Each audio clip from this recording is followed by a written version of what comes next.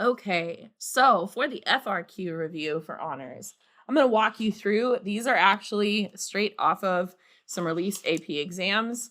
This is probably a slightly higher level than they're going to need to know, but that's okay. We always want to practice a little higher than where we need to be so that when we hit the test feels easy.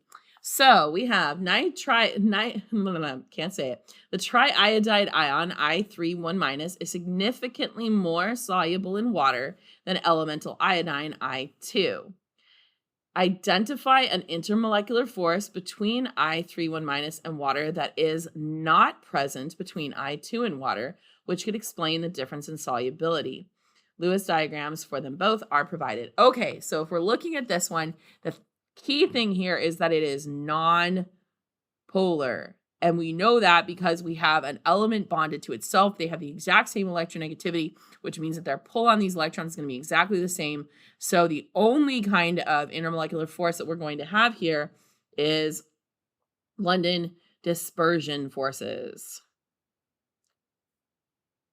which in terms of intermolecular forces, it is the weakest. Okay.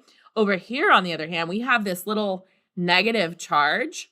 And when that interacts with a water molecule, I drew that backwards. Hold on. Burp, sorry. Hydrogen will be facing it. There we go. You're going to get an interaction between the positive hydrogen side of the water and that little negative charge. So this is going to be an ion dipole force, which is one they haven't talked about. What you might tell them is that it's really similar to a hydrogen bonding force. It's not the same. We'll cover it in AP, but for them, they need to know that this is strong like a hydrogen bond. So that's going to be a much, much stronger force.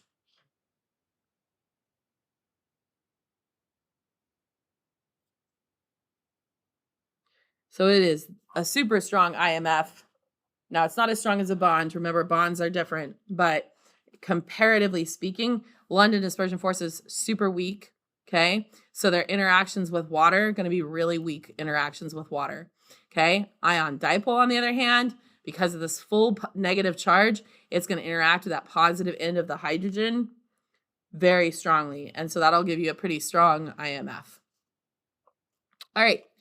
A scientist is investigating the properties of a mixture of CH3OH and H2CO. The scientist generates the following diagram to represent the mixture. So here's all of our stuff. Here's our H2CO, and then here is our CH3OH. Okay. In the diagram provided, draw a single dashed line to represent a strong hydrogen bonding attraction between one CH3OH and one H2CO molecule in the mixture. So if I'm looking at, say, these two, okay, notice that here is my hydrogen bonding. There's an OH, okay? It's going to form an attraction to that end of this guy between this hydrogen, and that little oxygen with its negative electrons. Remember, these lone pairs out here are negative. We got lots of negative charge over here on this end. This little positive end of my OH group is going to be attracted to that. And we know this is going to result in hydrogen bonding because it's hydrogen with oxygen.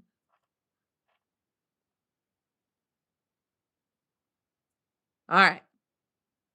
This question says, complete Lewis diagrams and some physical properties for compounds X and Y are given. So here's X, here's Y.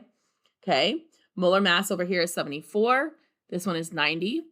Boiling point here is 82. This one is 98. So a significantly higher boiling point here with a slightly higher mass, which is what we would expect because remember, higher mass means we have more electron cloud going on. It's going to be a thing. Okay.